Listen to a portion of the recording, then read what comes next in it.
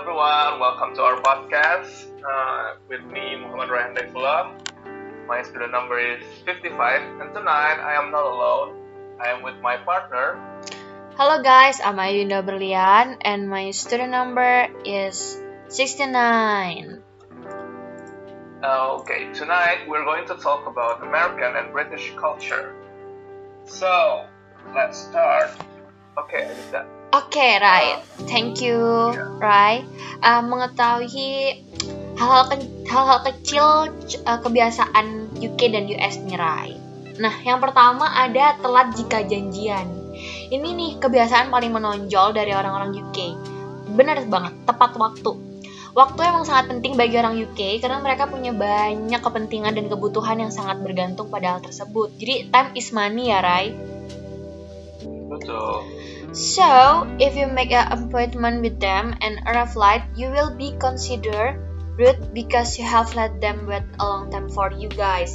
To avoid this assumption, you must inform and apologize in advance if you arrive late from the promised time. Jadi, kalau misalnya datangnya telat gitu, seenggaknya WhatsApp dulu, maaf ya, aku kayaknya telat nih soalnya ada apa-apa disebutin.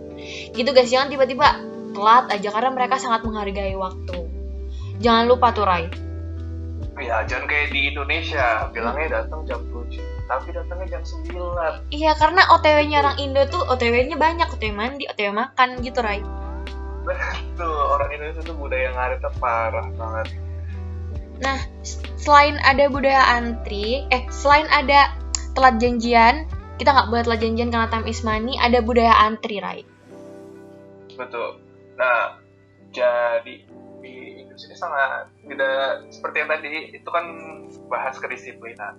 Ada lagi disiplin yang satu lagi ini adalah budaya antri. Jadi, one of the ingrained quirks of the British people is the culture of queuing. Yes, they are very patient in queuing anywhere and anytime. No matter how long the queue is, whether it's on the train, paying for groceries at the supermarket, the bus, or also paying for food. Jadi sebenarnya itu pengetahuan umum ya, kita harus ngantri. Orang Indonesia aja tidak biasa mengantri, betul nggak? Iya, benar banget. Biasanya kayak Bu, biasanya yang sering bilang ya di ATM, Mbak saya duluan dong, kan saya mau ngambil uang. Nah, semuanya kan yang mau ngambil uang. Nah, lucu sih. Yeah, just to compare in Indonesia, many people play through the queue, which of course often makes them annoyed and irritated. So if you weren't used to queuing before, then don't try to break through the queue there, whatever your reason are. You will be labeled ugly and weird in their eyes. Even worse, they will feel uncomfortable around you. You don't want to be seen as an alien who has strayed from another galaxy just because you have broken through the queue. Jadi kayak gimana, Rai?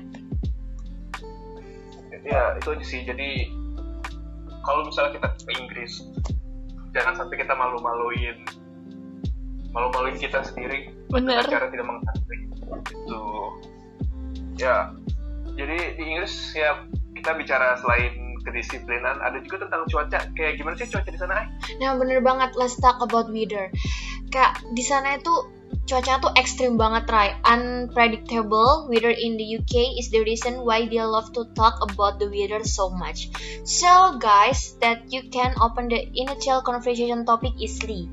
There's nothing wrong with reading the weather prediction first and telling them.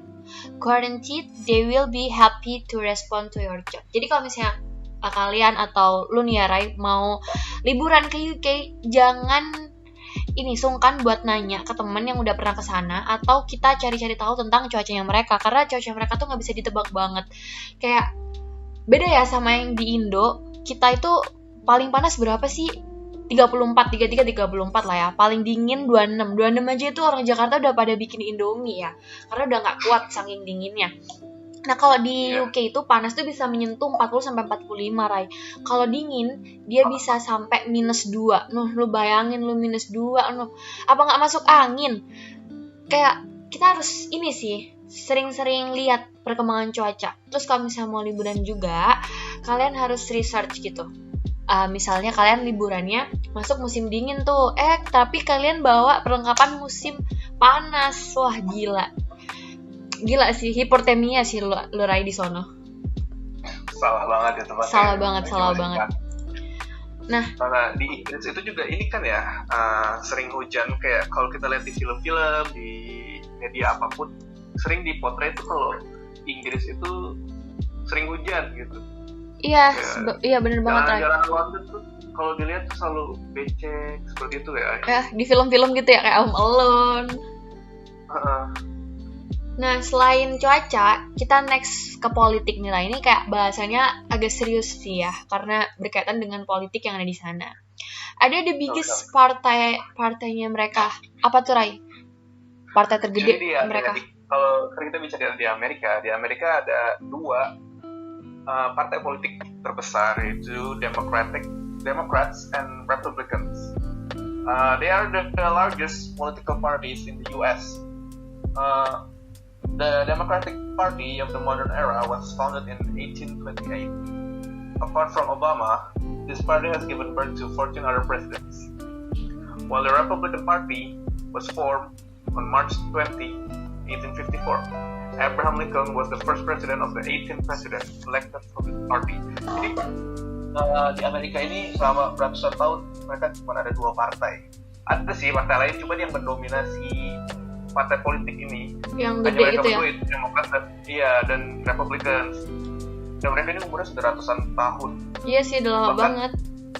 Iya, dan Republican sendiri itu dipelopori oleh Abraham Lincoln.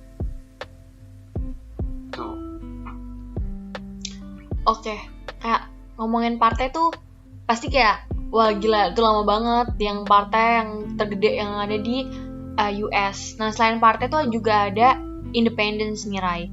Jadi the Revolutionary War-nya itu 1775 until 1783 marked the beginning of United States independence. The US declared its independence from Great Britain on July 4, 1776. Meanwhile, the colonials only recognized this independence after losing the Yorktown War, which lasts from 5 April until 4 May 1862. Jadi ini tuh hampir mirip-mirip sih Rai, kayak Indo. Kan kalau Indo tuh kita merdekanya kapan? 1945. Nah, sedangkan di US merdekanya mereka itu 1862. Yang dimana pasti duluan US lah ya, karena waktu itu juga negara kita merdeka karena Jepang ini kan waktu itu dilemahkan sama yang itu tuh yang dimana Hiroshima dan Nagasaki. Terus kayak Insinyur Soekarno kesempatan nih negara Indo kita merdekain karena Jepang udah ini lagi lemah dia nggak bisa nguasain Indo karena pasti ngurusin negaranya dulu lah ya. Ya kalau dibaca-baca juga Amerika tuh nggak jauh dari Indonesia ya. Mereka juga dikolonisasi oleh bangsa asing, oleh Inggris, dimana kita juga belajar Inggris. Indonesia kan sama Belanda, mereka sama-sama memperjuangkan kemerdekaan. Nah, ngomong-ngomong kemerdekaan, Indonesia kan punya tokoh presiden pertama yaitu Insinyur Soekarno, betul sekali. Dan Muhammad Hatta. Nah, di Amerika juga ada tokoh presiden pertama, tetapi Amerika ini setelah dia merdeka di tahun 1776 itu, mereka tidak langsung mempunyai presiden. Jadi mereka tuh ada waktu sekitar 13 tahun untuk ada presiden pertama yaitu George Washington. George Washington ini memimpin Amerika Serikat dari tahun 1789 sampai 1797. Jadi dia dieleksi setelah ratification of the United States Constitution, which entered into force on March 4, 1789. Dan ada sejarah yang terbuat yaitu Barack Obama. Barack Obama ini adalah presiden Amerika Serikat ke-44. Dia adalah presiden pertama yang berkulit hitam, mempunyai darah Afrika. Dan presiden lainnya di Amerika nggak ada yang berkulit hitam, sebelumnya kulit putih semua. Jadi sangat mengubah sejarah sekali Barack Obama ini. The first gitu ya Barack Obama istilahnya, right? Iya, betul. With African blood.